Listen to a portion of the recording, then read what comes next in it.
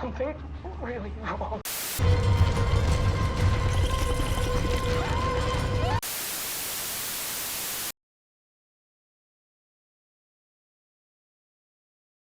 Well, look who's back. Hello everyone, and welcome back to 4+, your favorite show starring your, yes you watching this video, favorite host, Mr. Minus. It's been an interesting couple of weeks. New England just took an L, we lost our man in 3 Doors Down, and the shady individuals in power are doing shady things. So because of that, I decided to turn on a movie where New England takes an L, we lose more than just one man 3 doors down, and shady individuals in power do shady things. You'd think with a premise like that, the movie was made last year, but it turns out it was back in 2012. The movie I'm talking about is, of course, drumroll please, Hunger Games. Nah, just kidding, it's actually a movie known as The Bay. Directed by Barry Levinson of Rain Man fame, the movie was a decent hit amongst critics. The film is also a mockumentary, which if you are unfamiliar, imagine something akin to The Office. And if you're among the 5 people who don't know what that is, essentially the movie frames itself as a documentary, despite all of it being scripted. It's basically the WWE of documentaries. It just has a distinct lack of John Cena and steel chairs. It came out due to Barry, not Benson or Allen, being given the task of creating a documentary. Turns out another company was already way ahead of him, but Barry had already done the research, thus he decided to say fuck it and made a horror movie off the information he learned. He chose the found footage format because of the Pompeii disaster. No, I'm not joking. His point being that say something like Pompeii happened in the modern day, we would have a lot of documentation on the event. Which is a decent point, I mean you can literally watch the war in Ukraine on TikTok if you're bored enough. His other point was that the movie was also able to be filmed by actors as opposed to a traditional crew. Now the actors can put stuff like multi-capable on their resume. Something tells me they didn't, because outside of The Cabin in the Woods and Pitch Perfect, I haven't seen these people in anything else. But enough gab. It's time to put on our goggles and slide into our swim trunks. This is The Bay. But before we begin, please be sure to like and subscribe. Additionally, please be sure to check out the description for 4Player, our gaming channel. I hear footsteps. Okay. You'll also find our Instagram, Letterboxd, and community Discord, where we can see your suggestions and just have a good time. Alright, now we can go. The Bay. The movie opens up with a pretty wild case of ADHD. The screen statics as we see a variety of reports covering a bunch of wildlife dying off, particularly fish and birds, but it's unknown what caused this. We are told that what we are about to see was never released to the public. We see a lady by the name of Donna on a Skype call tonguing her lip, must be a New England thing. In short, she's here to tell us about this shit show, if you will. It all started in Maryland on July 4th, like most disasters. We see footage of the incident as she pauses for a second. It's not easy talking about a full-on disaster, I guess. She does a second take and reveals all of this information is on a website called govleaks.org. I bet my favorite reliable news source visits this place a lot. Donna basically says this information will likely be deleted, and maybe even she too will be deleted as we see footage of families before their lives would change forever. Bum bum bum. We see footage of a DJ greeting everyone in the morning of the incident. I can do this job better. We see footage of just how great this place is as Donna laments how nice life was before the pandemic. Trust me, I relate. We get introduced to the mayor named John Stockman. Apparently this guy used to run a vacuum cleaner shop, which is not a qualification for running for office in my very humble and patriotic opinion, unless he's got 34 felonies to his name. Anyways, we get a couple bloopers from Donna, who is embarrassed over the footage. She explains this was pretty much her first big job in her field of work. We get a clip of Miss Crustacean here saying everyone wants to be her, bold claim, before we see more footage of the fair itself. Among the celebration festivities is crab eating, games, a pirate shrinking the bird population, and many other things.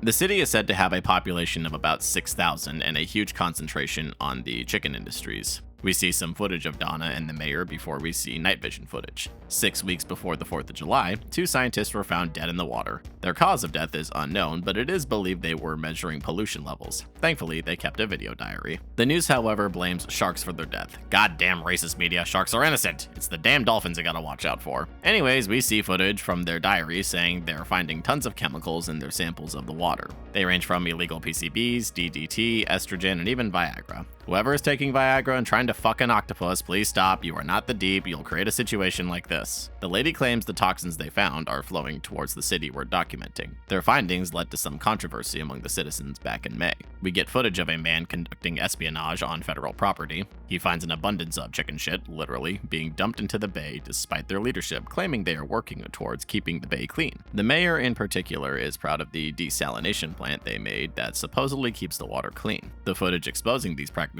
was removed just merely a day after the incident. Coincidence? I think not.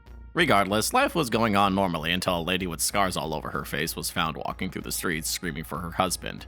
To make matters worse, the crab eating contest was shut down as the contestants all began vomiting. So this explains why Mr. Krabs is the only one of his kind in Bikini Bottom. And then they cook you, and then they eat you. We cut to a Dr. Jack Abrams. He was essentially the lead doctor when the chicken shit hit the fan. Sadly, despite his efforts, he did die. Spoiler alert.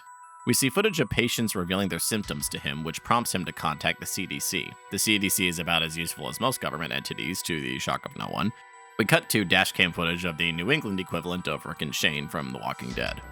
Our duo comes across a dead body on the side of the road, noting there's not bullet holes, because that's the only way humans can die, right? We're now at family footage of a husband and wife with their baby getting on a boat. Their plan was to sail to the town to see fireworks, but were cut off by a 911 call. A lady is screaming that there is a bleeding lady in front of her house. The operator tries to get her address, but the lady frantically begs for someone to be sent. We see footage of Donna watching a hospital truck pull up as Rick and Shane are overwhelmed with calls. They head to a residential area to find a scene has already been set up. Other officers report a lady was found dead with no tongue and her guts tore out. Donna is now doing an interview with a friend of hers. It's assumed this was a domestic violence case, but the interview goes pretty downhill. Donna feels guilty believing she was insensitive to the whole thing. We're back with our couple who set out around 2 for their destination via boat. Suddenly, we're seeing footage of a girl showing blisters and boils all over her body. It was a FaceTime call, which really worries her friend. The girl is all alone, as apparently her parents just straight up abandoned her. Relatable. We see footage of the scientists stumbling through their video, and get interior footage of a fish they caught. Inside of it, we are able to see it is a parasite, not the venom type. The footage was sent to Mayor Stockman, but I guess the dude was too busy vacuuming as he gave no response. The news reports on the dead lady, believing the husband is the culprit. Donna feels she handled the situation poorly, but we see an email from Dr. Abrams. He's analyzing a dead body, believing it was the result of a parasite eating through the body from the inside. We're now in an interview with Stockman regarding the dead woman case. The mayor claims he's been too busy to focus on it. On the podcast, however, he downplays the situation regarding the infection at the fair. He tells people if you have sensitivities, stay out of the water. Back with our scientists, they continue to struggle making a report on this, mostly because she's not quite matching his tempo. Not quite my tempo. We're now at a fishing boat north of the town, which sees a couple of boys pick up a fish, which suddenly sees something crawl out of it and bite the fisher. The podcast returns, talking about the infection still. We hear from the locals. Some say it's Al-Qaeda, some say it's Iran, some say it's Guantanamo, some say it's global warming, and all of them are wrong. The scientists take a deeper look at the dead fish, noticing their tongues are missing. We suddenly cut to a couple kids near the docks being cringy. It follows the standard horror movie scene where the girl jumps in and gets attacked and the guy is a meathead thinking it's a prank before it's too late. Donna explains the footage here was found a month later, but no bodies were discovered. The couple is still enjoying their relaxing day at sea, blissfully unaware of the impending apocalypse. She playfully pushes him into the water, to which he notices some of the water got into his mouth. Surely she won't regret that later, right? Our scientists are underwater and discover a steep change in the underwater ecosystem around the bay. Apparently 100 years ago, the ocean floor had a lot of oysters and grass, but today, nearly half of it is dead. Dr. Abrams is back on call with the CDC, reporting the cases have doubled and worsened. None of his treatments are working, and he's clearly desperate for answers, but of course the CDC is useless. All they can do is report that Vancouver saw a fungal outbreak the year before, which is actually a fact. In 1999, there was a fungus that moved from British Columbia's mainland to the US Pacific Northwest. It culminated in around 170 deaths shortly before the events in this movie, which also spread to Washington and Oregon. It managed to kill even those without any medical conditions. Even crazier, this fungus was typically found in tropical settings and somehow emerged in Vancouver. Anyways, the CDC asks further questions as we're back with the scientists again. They got a big fish that's infected with parasites in the gills. The man identifies it as an isopod, which is indeed a real creature, so good luck swimming on the beach. I am so thankful I never liked going anyways. The isopod is believed to be mutated as they're eating the fish alive. Despite the report being sent to Stockman, no response was issued. Guess he was busy vacuuming his vacuum. We cut to footage of something moving inside a man's stomach. Later, we see text messages from a 15-year-old that are suspiciously missing slang and typos. LOL, smiley face. We see footage of the girl from earlier at the hospital. Tons of people are in a panic as the CDC is examining a 2-year-old newscast. How productive of the US government. The video seems to show a case of someone who was infected with a bacteria simply by contacting water at the beach. The only way to save him would have been amputation of all limbs. We see some pictures of the current infection as the staff are pretty much at a loss. We get a phone call from the family of our pirate couple. They never received the message, but it's basically a warning to not get off the boat. The couple sails past a mysteriously empty sailboat, ominous, and the infection is only intensifying for those in the town. The CDC continues speculating what this is, as one posits this is some kind of mutation. They have to start cutting these lives into pieces as their last resort. Suffocation, no breathing. The CDC discovers the bay is facing tons of pollution from the chicken shit to even nuclear radiation. It's claimed everything is fine because of the desalination plant, but they don't even check for radiation levels as part of their standards. We cut to some amputations and then back to Donna, whose cameraman quite aggressively dumps his head in water. The governor is contacted, but he's too busy, probably vacationing to an island. And at this point, people are trying to get the hell out. Dr. Abrams basically sets it down that this is unsustainable. Donna claims the city's bridges were shut down 3 days earlier, but there was no data as to who made the order. Donna's office is visited by the FBI, who is trying to censor this entire incident. Donna, however, goes all Lois Lane and continues the story. Suddenly, however, she can hear people screaming. Later, she explains they were coming from all directions, almost as if it was ghosts yelling at her for help. Rick and Shane get a call to a house filled with screams. They speculate maybe it's a cult, as those are popular nowadays. Shane stays in the car as Rick approaches. Gunshots are heard inside as Rick calls for assistance. No one answers, however, as Shane approaches cautiously. Rick only seems to be getting more panicked as Shane enters in horror. We hear screams as Shane asks what's crawling on them. More screams are heard as Rick yells he had to kill them. Something crawls out of the bodies as they yell for them to kill them. A gunshot goes off as Shane yells for Rick to stop until... well, that wasn't a good round of siege. The CDC examines a picture of a crustacean of some sort that found its way to the Atlantic despite being from the Pacific, some even growing to 2 feet long. Some are skeptical, but the answers might be with the 2 dead scientists. Speaking of which, we see the footage of them fumbling through the video as per usual. Perhaps I could learn a thing or two from the Greatest Horror channel on YouTube. They dive down and make their way to the ocean floor. Instead, they find a dead fish before the isopods get a double kill. Donna, however, questions if this footage was overlooked or just outright silenced. Speaking of Donna, she walks about the town at night with odd sounds being heard. The new Silent Hill is looking very interesting, to say the least. She finds a bloodstain before. Dr. Abrams is now just begging for answers, to which the CDC says to just bail.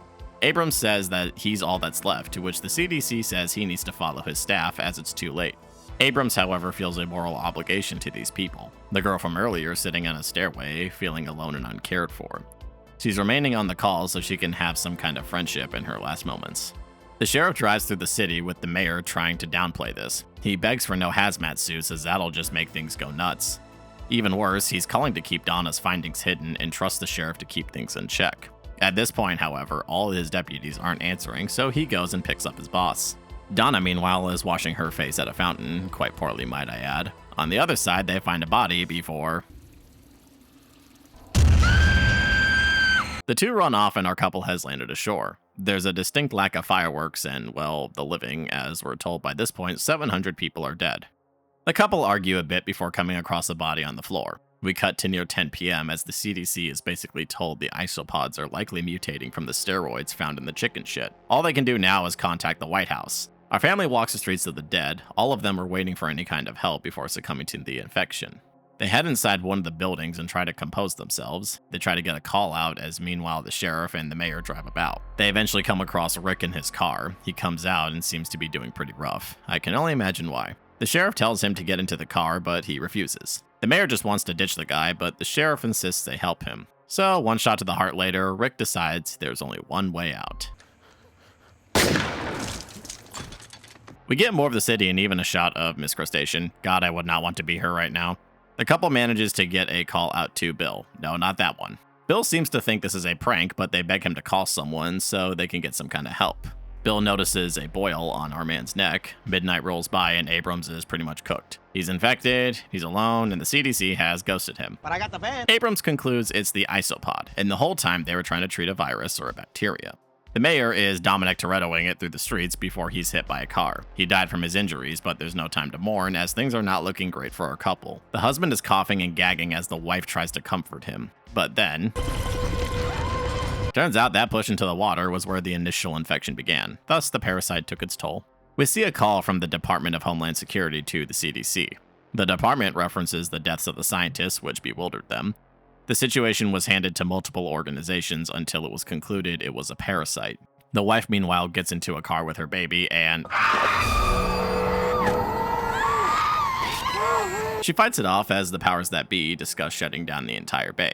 The issue is they'd need approval from someone like a president to make a call like that. So the CDC just ends the call. Donna reports the guard and the hazmats arrived. For 3 days, they dumped chlorine into the ridge, which killed off the parasites. They took all cameras and reached a financial agreement with survivors that included an NDA. The bay remains nearly half dead as Donna reports the government claims this happened due to high temperatures. What happens next? Cut to credits and play Linkin Park.